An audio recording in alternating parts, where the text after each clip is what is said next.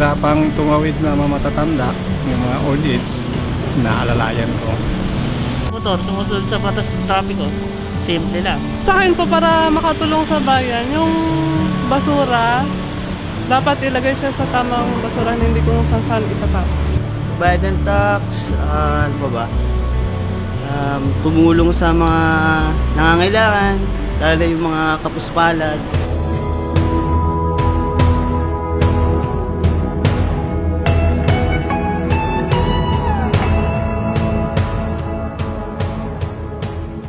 Ako po si Alex Lacson, abogado po ako, pero ang first passion ko po ay magsulat ng libro. Ako po yung may akda ng librong 12 Little Things Every Filipino Can Do to Help Our Country. Ang naging inspirasyon ko po sa pagsulat ng librong ito, inisip ko po kung paano makatulong sa bansa. May konting talento ako sa pagsusulat, kaya sinulat ko po yung librong ito. Here are the 12 little things na sinulat ko po sa libro. Ang una po, follow traffic rules, follow the law. Because traffic rules are the simplest of our laws in the country. If we learn to follow them, that could be the lowest form of national discipline that we can develop as a people. Maari po ito yung first step natin to developing that culture of national discipline. Yung second little thing po, humingi ng official receipt every time po na bumili kayo or bumayad kayo sa serbisyo ng professionals. Pag meron pong OR, makokolekt po ng gobyerno ng tama ang buwis.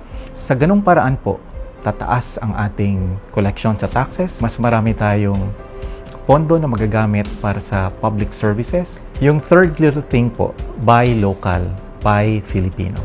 Tangkilikin at suportahan ang gawa ng Pilipino dahil ito po pinapalakas ang local industries ng mga Pilipino.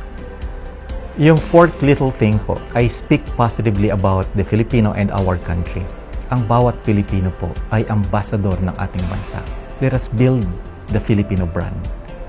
Pagandahin po natin ang tingin ng ibang tao sa Pilipino by the words na ginagamit po natin. The fifth little thing is respect your traffic officer, a policeman, soldier, and other public servants. Whenever we respect a person, it honors that person. At pag narespeto natin sila, lalo nilang gustong gawin ng tama ang kanilang trabaho. The sixth little thing is itapon po natin ng tama yung mga basura po natin. So, throw your garbage properly. Separate, segregate, and recycle.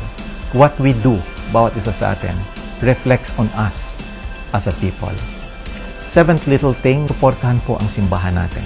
Pag tinutulungan po natin ang ating simbahan, nakakatulong po tayo sa kapwa natin, sa ating bansa, at tinutulungan din po natin ang Diyos to help Him build His kingdom in our country. The eighth little thing that every Filipino can do to help our country is during elections, let us do our solemn duty. Self-serving leadership and corruption are among the two biggest causes kung bakit po naghirap ang ating bansa. Mag-elect po tayo ng matitinong leaders para sa ating bansa. The ninth little thing is let us pay our employees well. Greed is the biggest creator of poverty in any society. Business must create prosperity not only to its owners, but also to its ordinary employees.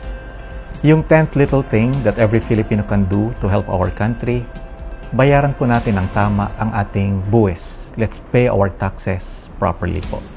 Yung taxes po, ito po yung lifeblood ng ating bansa.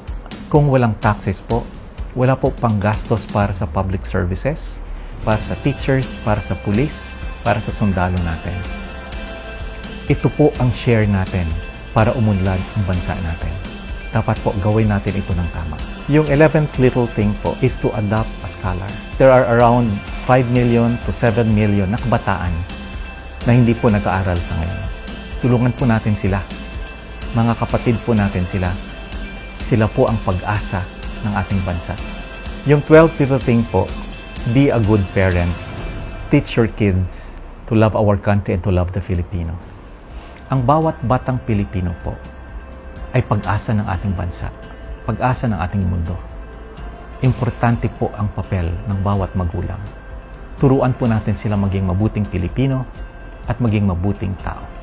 Kung kinaya ng ibang bansa, kung kinaya ng ibang lahi, kaya din ng Pilipino. Kaya din natin. We are the builders of our own greatness. We are the architects of our own success. Kaya natin na maging maunlad na bansa at maging respetado ang Pilipino ng buong mundo. Ako si Alex Lacson. Ito ang ating panata sa bayan.